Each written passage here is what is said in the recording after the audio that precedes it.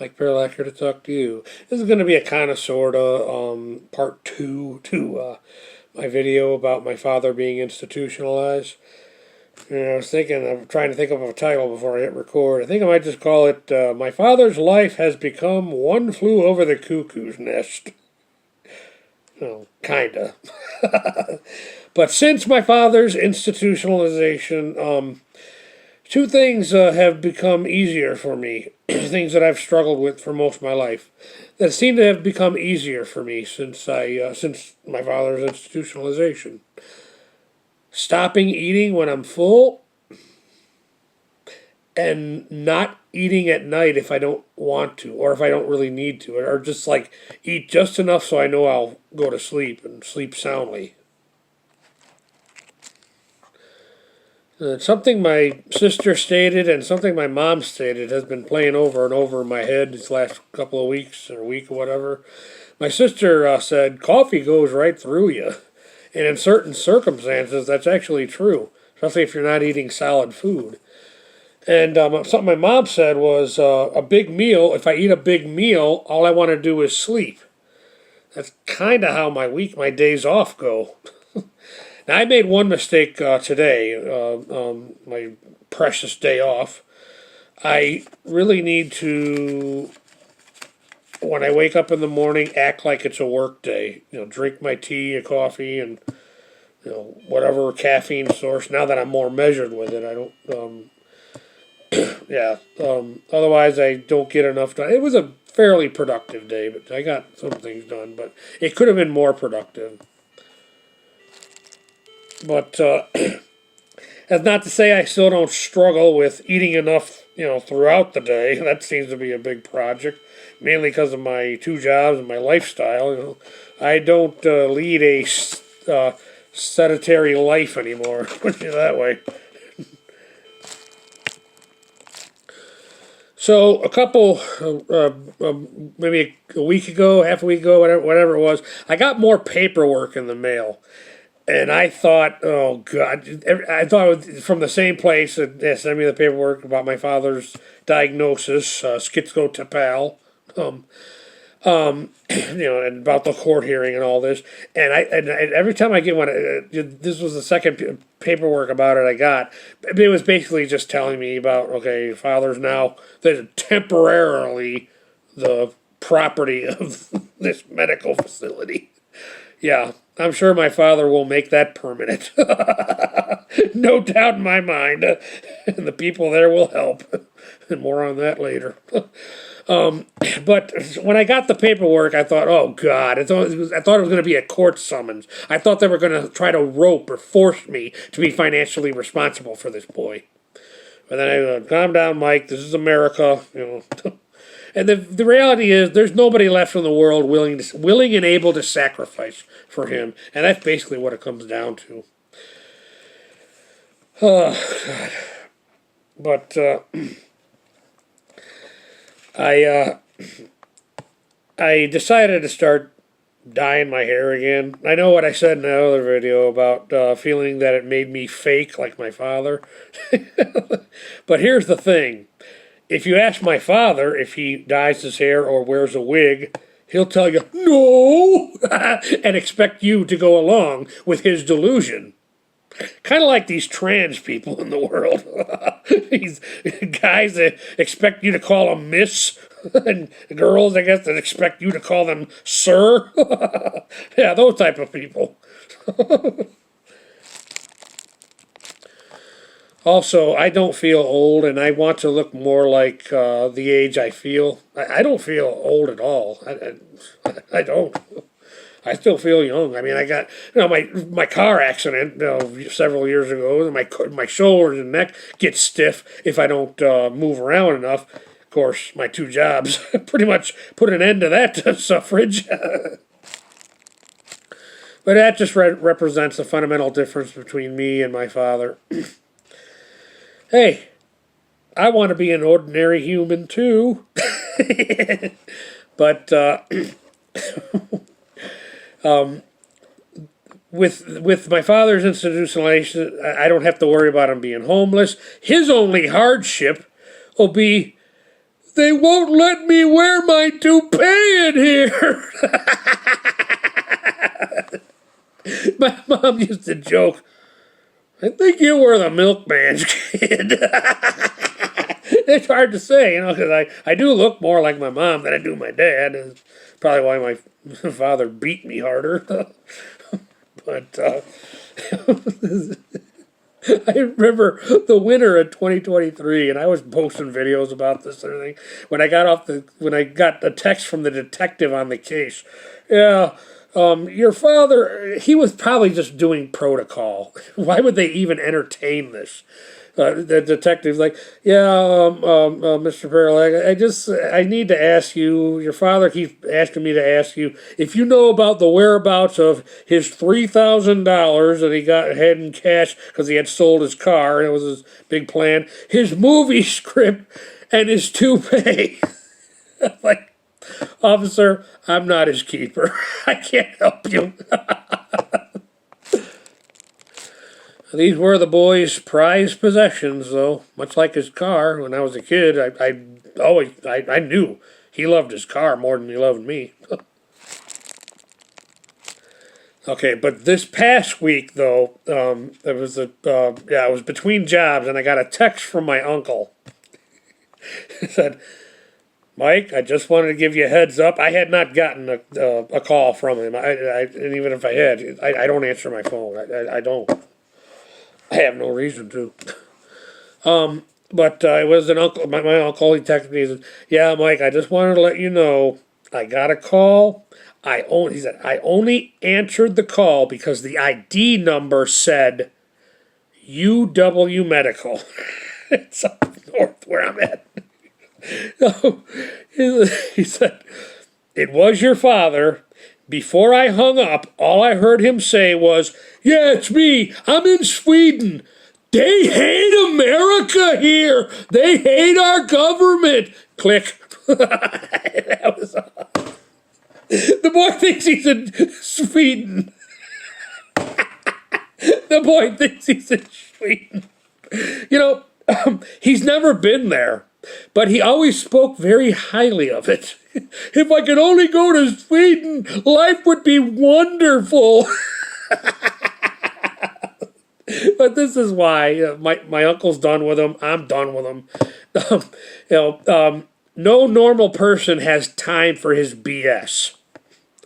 Yeah, even though I'm not the one who got the phone call, I can totally picture answering a mysterious phone call and hearing my father on the other line talk all that smack. I'm in Sweden. They hate our country here. They hate our government. There was a time in my life when I wasn't working two jobs for my own set, my future, my life now, that I would have entertained him. I would have said, okay, out of boredom. But no, I need to focus on me now. All the times, even in the past, we didn't see him after the initial child abuse thing, so we didn't see him for like 5-6 years or whatever. But then we let him back into our lives out of boredom. Out of boredom, really. Nope, I got two jobs now. I'm too busy. I remember it was 6 years before. It was again 5 or 6 years before we had seen him, because I had moved to another state to improve my own life, and we didn't see him for another 5 or 6 years. And then we saw him at his sister, my aunt's funeral, and he's writing, "How come you guys don't talk to me? And it's been 6 years." The hell. Oh, man. I wish my Uncle John was alive. I bet that man has some stories about my father before I was alive. I wish my Uncle John was alive. But my father's life has become, one flu, like I said, but ironically, it was my father who introduced me and my sisters. We watched it on network TV one day in the 80s and introduced the One Flew Over the Cuckoo's Nest movie to me. Little did we know, watching it back then, it would kind of sort of become the story of our father's life.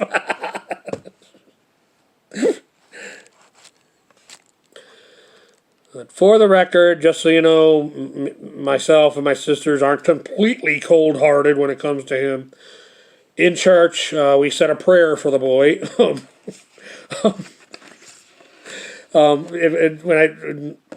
I just said, just prayers for our father who has now been institutionalized. I said, a man who has only taught us in life to hate, and who has given us many reasons to hate him. But as Christians, as people who follow Christ, we know that's not what God calls us to do. So just prayers for our father while he adjusts to his new life, and prayers that he finds whatever peace. And he's in Sweden now, so maybe he's found that peace. A coworker said, "Boy, whatever your dad's flying on, whatever the hell, it must be a wild party."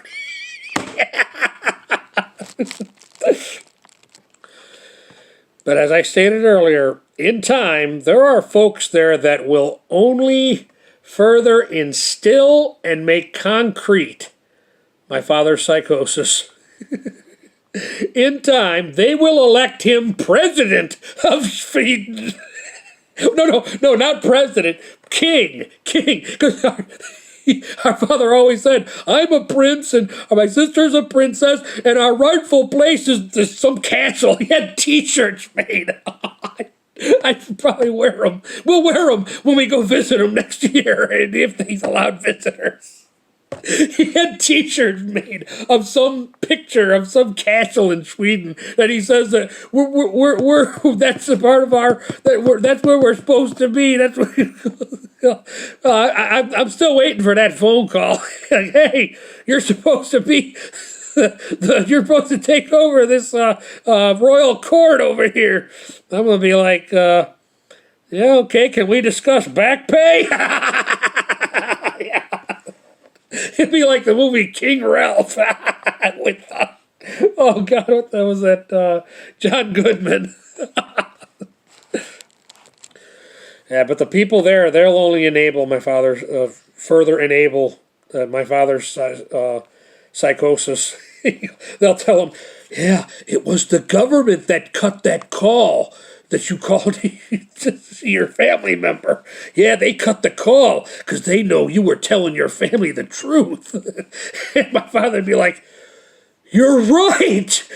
God, it's great to finally be among people who are just as intelligent as me. Why do you think we elected you King of Sweden?" Sweden. If we go visit him next summer, I'm just going to play along. Gee, Dad, I didn't think there'd be so many people wearing medical attire here in Sweden.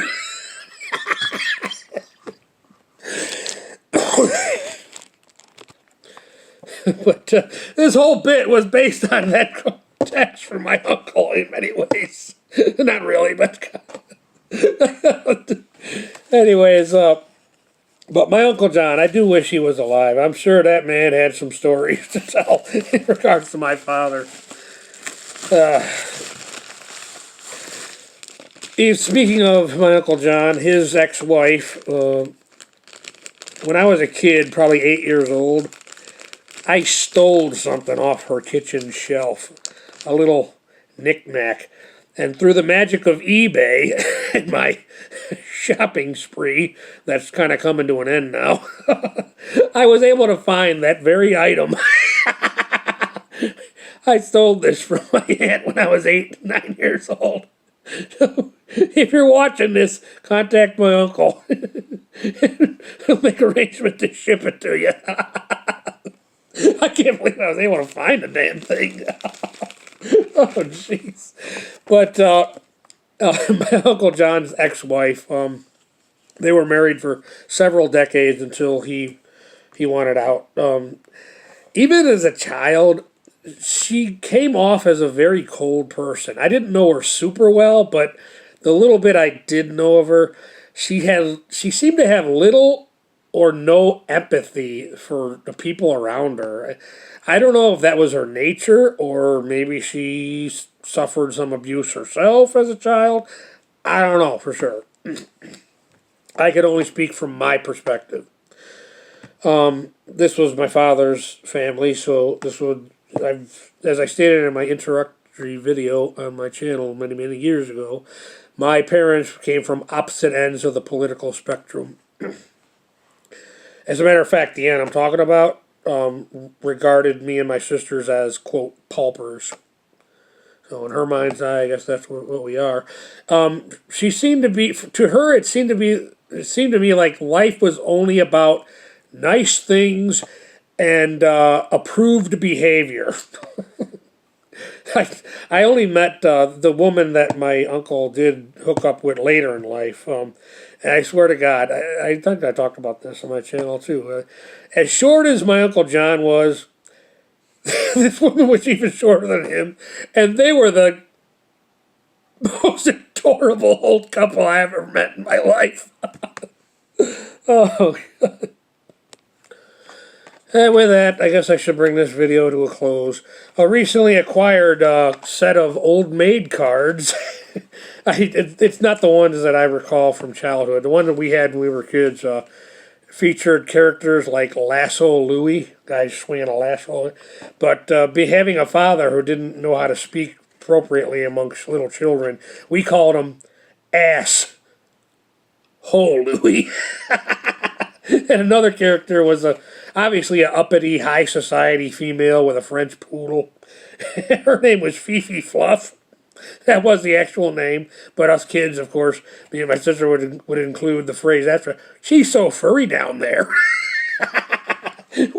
I think we only half knew what the hell we were saying just because of the way my father talked around us constantly as children.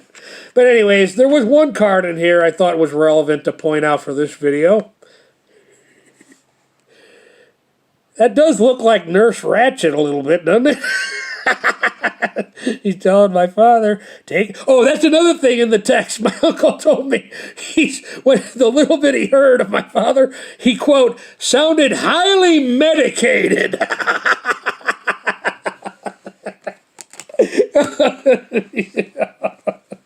Well, nobody's willing to highly coach him, so from now on he'll just have to be highly medicated.